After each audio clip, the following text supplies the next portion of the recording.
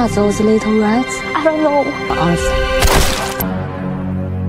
Di awal film kita diperlihatkan dengan adegan seorang pria dan wanita berada di sebuah kamar sedang bersiap untuk melakukan ritual mantap-mantap. Seketika itu suasana berubah, seorang perempuan cantik tiba-tiba muncul dan tanpa ragu dia menghabisi keduanya. Scene berpindah di mana seorang ilmuwan Tiongkok yang bernama Lin Heng sedang menelepon seseorang. Dan ternyata pria yang dibunuh di awal film tadi merupakan pengawal pribadi putranya. Karena khawatir dengan keselamatan anaknya, Lin Heng memanggil tangan kanannya untuk mencari pengawal baru.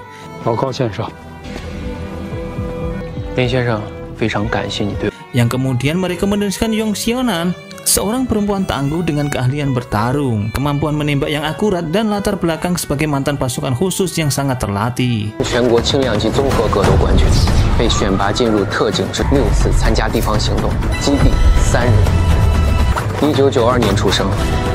Scene berpindah di mana kita diperlihatkan dengan Yong Xiaonan yang menjalani hidup sederhana sebagai nelayan. Hari-harinya ia berburu ikan dan menjual hasil tangkapannya di pasar.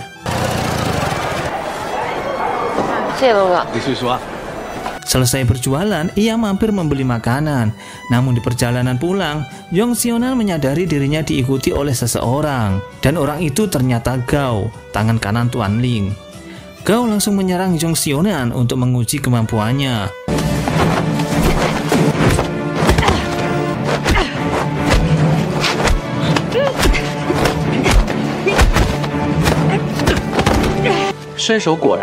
Setelah itu Gao yang ternyata rekan Xiaonan di pasukan khusus menawarkan pekerjaan sebagai pengawal. Awalnya Xiaonan menolak karena sudah nyaman dengan kehidupannya kini. Namun Gao memberitahu bahwa bayaran pekerjaan tersebut sangatlah besar. Mendengar hal ini, Xiaonan teringat seorang anak bernama Wen Wen yang tanpa sengaja ia celakai saat masih bertugas dulu. Wen Wen membutuhkan operasi dalam waktu dekat supaya bisa berjalan kembali. Hal ini pun membuat Xiaonan mulai mempertimbangkan tawaran dari Gao.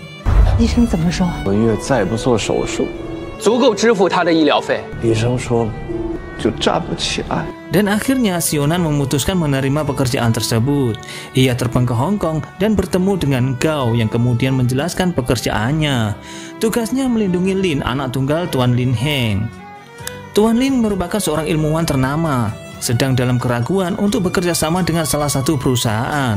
Karena kerjasama itu berisiko menguncang pasar obat-obatan mahal yang dapat mengaruhi stabilitas industrinya. Jadi banyak orang yang ingin melawan keluarga Lin.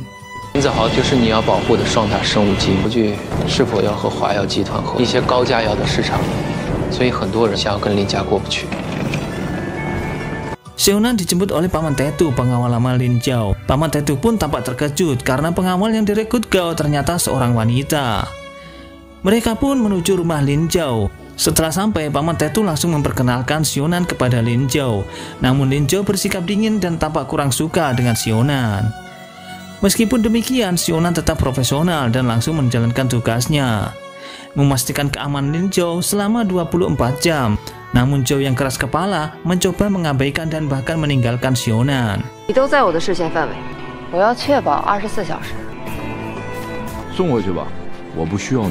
Saat Xiaonan sedang menghubungi Gao untuk melaporkan situasi, ia mulai merasakan ada sesuatu yang tidak beres dengan para pembantu di rumah itu. Gerak-gerik mereka mencurigakan, seperti sedang menyembunyikan sesuatu.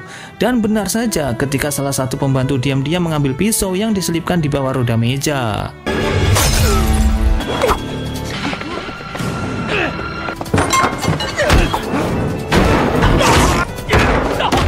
Dan ternyata semua pembantu di rumah itu adalah pembunuh bayaran yang ditugaskan untuk membunuh Zhao. Xiaonan dengan keahlian bela dirinya berhasil melumpuhkan para pembunuh satu persatu.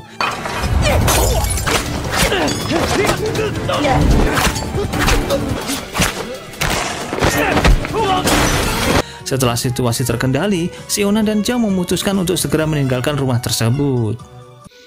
Namun saat akan menaiki mobil, Xiaonan curiga bahwa mobil itu mungkin telah dipasangi alat pelacak. Ia menyarankan untuk mencari kendaraan lain.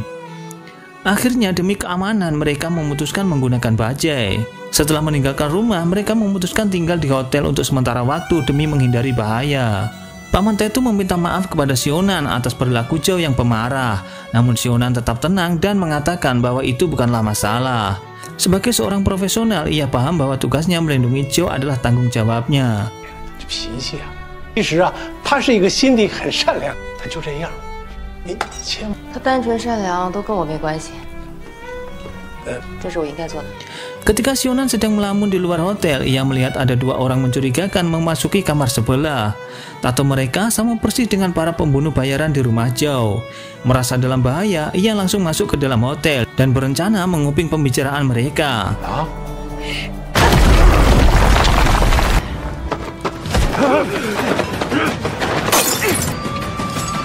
Pertarungan sengit pun terjadi. Sionan kesulitan menghadapi pria berbadan besar yang menyerangnya.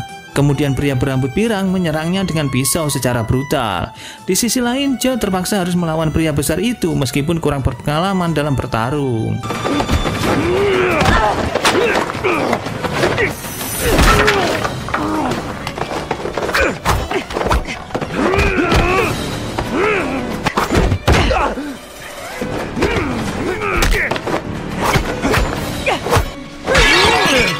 Setelah pertarungan yang melelahkan, Sionan dan Zhao akhirnya berhasil mengalahkan kedua pria itu. Namun ketika Paman Tetu kembali ke kamar, ia tiba-tiba ditusuk oleh si pirang yang ternyata masih hidup. Melihat Paman Tetu terluka parah, diliputi amarah besar, Zhao menghabisi si pirang dengan brutal.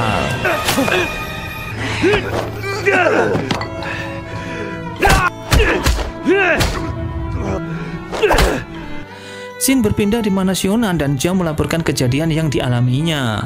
Di tengah laporan mereka, seorang polisi bernama Peter yang bertugas menerima telepon dari Komisaris Du atasannya. Ia diperintahkannya agar membawa Zhao ke suatu lokasi. Dalam percakapan dengan Zhao, Peter ingin mengambil alih kasus ini secara langsung dan berjanji melindungi keselamatan Zhao. Tanpa ia ketahui bahwa Komisaris Du sebenarnya telah bekerja sama dengan si Braja. Peter pun membawa Zhao ke lokasi yang diperintahkan. Sionan yang ingin ikut untuk memastikan keamanan Zhao, ia ditolak mentah-mentah. Zhao yang keras kepala merasa malu karena bodyguardnya adalah seorang perempuan.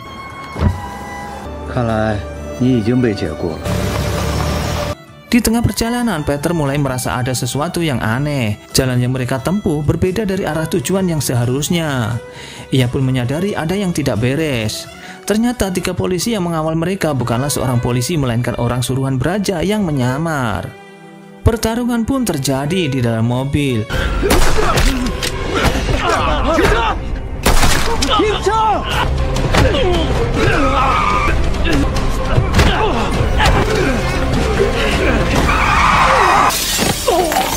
Pada akhirnya Peter yang kewalahan terpental keluar mobil dan mereka pun berhasil membawa Zhao.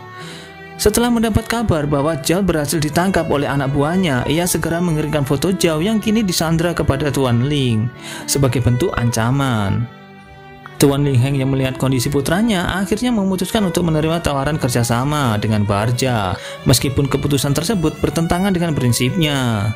Lin Sensei,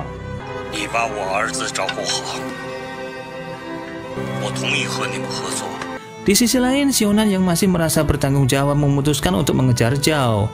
Yang sebelumnya ia telah memasang alat pelacak di baju Zhao sebagai langkah antisipasi.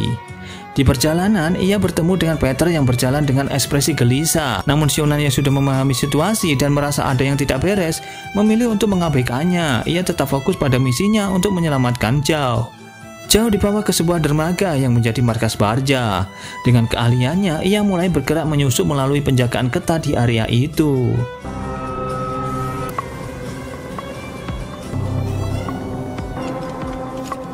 Belasan anak buah Barja menghadangnya memaksa Sionan untuk bertarung.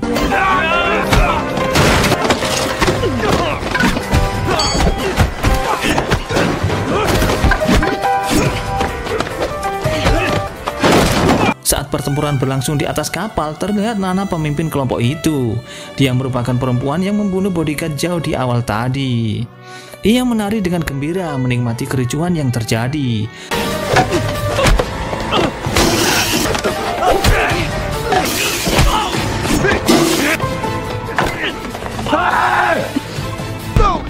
Setelah pertarungan hebat, Sionan berhasil mengalahkan para anak buah Barja dan menemukan Zhao yang disekap dalam salah satu ruangan. Namun saat mereka ingin melarikan diri, Nana muncul sambil mengancungkan senjata laras panjang. Pertarungan sengit antara Sionan dan Nana pun terjadi. I'm coming.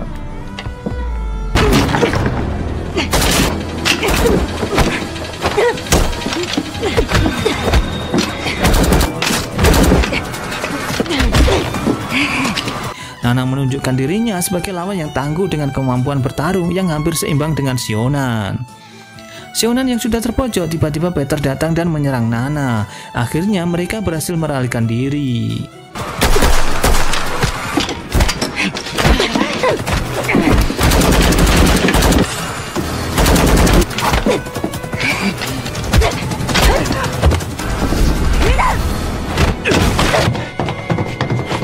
Di dalam mobil, Peter dan Sionan terlibat perdebatan sengit. Peter bersikeras membawa Zhao ke kantor polisi untuk perlindungan, sementara Sionan menolaknya karena dia tidak mempercayai kepolisian Hong Kong. Mereka berdua berdebat yang membuat Zhao merasa terganggu. Tiba-tiba Peter menerima panggilan dari Komisaris Du yang menanyakan keberadaan Zhao. Tanpa curiga, Peter menjawab bahwa Zhao bersamanya. Namun Sionan dengan sigap merebut telepon itu dan melemparkannya keluar jendela. Peter turun dari mobil dengan penuh kekesalan, sementara Sionan mencoba menjelaskan bahwa Komisaris Du memiliki hubungan dengan polisi-polisi yang menyamar. Namun Peter tetap membela atasannya. Zhao pun memecah ketegangan dengan bertanya kepada Sionan apakah resikonya sepadan dengan uang yang tidak seberapa ini. Sionan menjelaskan bahwa bagi sebagian orang uang adalah nyawa. Ia pun menceritakan tentang seorang gadis kecil yang pernah dia tolong, yang membuat hati Zhao tersentuh. Akhirnya Zhao mengajak mereka ke laboratorium tempatnya bekerja. Setibanya di sana, Zhao menjelaskan kepada Sionan dan Peter bahwa Barja sebenarnya mengincar data penelitiannya yang sangat berharga. Dia membuka sebuah berangkas rahasia di laboratoriumnya itu yang berisi dokumen dan perangkat penyimpanan yang memuat data penelitiannya. Zhao menyadari bahaya jika informasi ini jatuh ke tangan Barja. Ia pun memutuskan untuk menghancurkan dokumen dan data tersebut, dan mereka bertiga segera meninggalkan laboratorium dengan Zhao membawa informasi penting yang tersisa. Namun tak lama setelah mereka pergi, Nana dengan gengnya tiba di laboratorium. Mengetahui bahwa Zhao sempat berada di sana dan tidak menemukannya, kemudian dengan brutal mereka menyerang para petugas laboratorium. Are those little rats? I don't know. Keesokan harinya, Komisaris Du mengadakan konferensi pers besar-besaran dengan berita palsu. Ia mengatakan kepada media bahwa seorang wanita asal Tiongkok yaitu Sionan telah menculik Zhao, putra tunggal dari pengusaha terkenal Lin Heng. Pernyataan ini dirancang untuk membelokkan perhatian publik dan menjadikan Sionan target buruannya. Namun komisaris itu dibuat geram setelah melihat laporan di televisi tentang penyerangan yang dilakukan oleh anak buah Barja di laboratorium. Tanpa pikir panjang, ia segera mendatangi Barja untuk memberi peringatan. Setelah bertemu, ia langsung meluapkan amarahnya. Namun si Barja hanya tersenyum santai. Komisaris Du menegaskan agar Barja berhenti membunuh. Barja pun mengangguk setuju, namun dengan nada tidak terlalu serius. Ia pun mengajak Komisaris Du untuk minum bersama, namun tiba-tiba...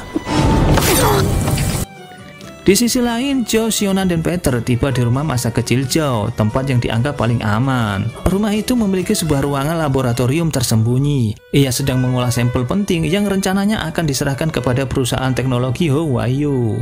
Zhao meminta Sionan dan Peter untuk beristirahat dan memulihkan tenaganya. Sementara dia akan segera menyelesaikan sampelnya. Saat malam semakin larut, Sionan sedang berbicara dengan Zhao mencurahkan isi hatinya. Namun percakapan mereka tiba-tiba terputus ketika alarm keamanan di rumahnya itu berbunyi. Mereka pun bergegas memeriksa layar CCTV dan ternyata Nana dan kelompoknya sudah tiba di depan rumah sebelum mereka sempat menyusun rencana. Peter mengaku dengan wajah penuh penyesalan bahwa dialah yang memberitahu Nana tentang lokasi mereka. Peter tidak punya pilihan karena keluarganya sedang disandra. Sionan dan Zhao tidak punya waktu untuk menyalahkan Peter. Dengan cepat mereka memutuskan untuk melarikan diri. Namun saat Nana dan anak buahnya mulai mengejar, Sionan menghentikan langkahnya dan menyuruh Zhao melarikan diri. Sementara dirinya akan menghadapi anak buah Nana.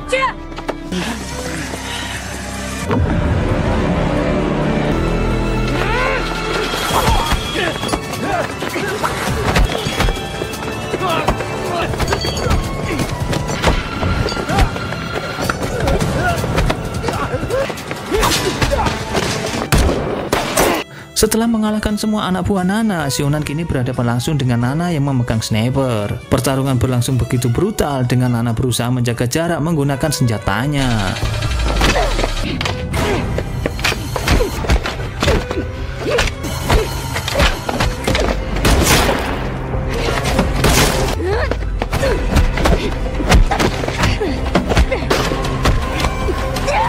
Namun Sionan dengan keterampilan bela diri yang jauh lebih hebat berhasil memiting leher Nana hingga ia pingsan.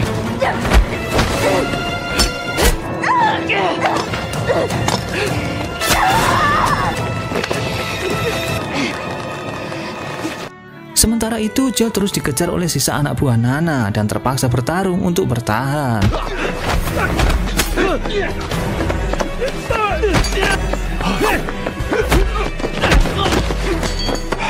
Untungnya Peter muncul untuk membantunya dan menyuruh Zhao pergi. Peter pun menghadapi anak buah Nana dengan sangat brutal.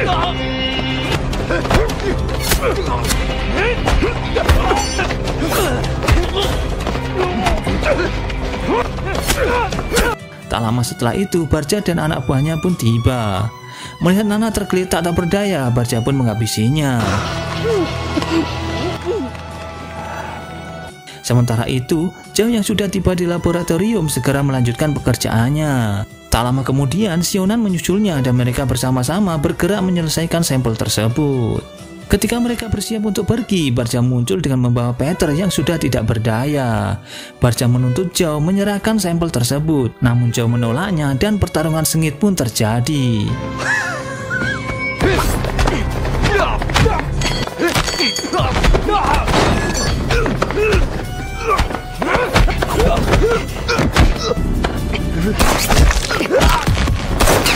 Sionan berduel dengan Barca sementara Zhao sibuk melawan anak buahnya.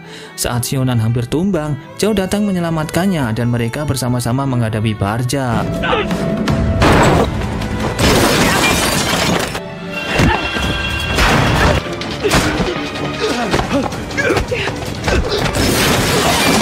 Peter yang masih sadar mencoba membantu meskipun tubuhnya lemah. Di saat-saat terakhir, Barca yang sudah kelelahan menyandra Zhao. Sionan yang dengan keahliannya dalam menembak, ia berhasil melepaskan tembakannya tepat di kepala Barca. Tak lama setelah itu, polisi tiba di lokasi untuk mengamankan situasi. Beberapa hari kemudian, perusahaan Tuan Lin Heng resmi bekerja sama dengan Huo Bioteknologi tanpa adanya ancaman apapun. Esoknya, Sionan mengunjungi Wen Wen yang telah selesai menjalani operasi. Di sana, ia melihat Zhao tengah menemani Wen Wen dengan penuh perhatian. Di akhir film, Sionan dan Zhao terlihat berjalan santai di tepi pantai menikmati ketenangan sejenak. Namun momen itu terputus saat mereka menerima telepon dari Gao yang memberitahu bahwa ada misi baru dan partner baru, dan film pun selesai.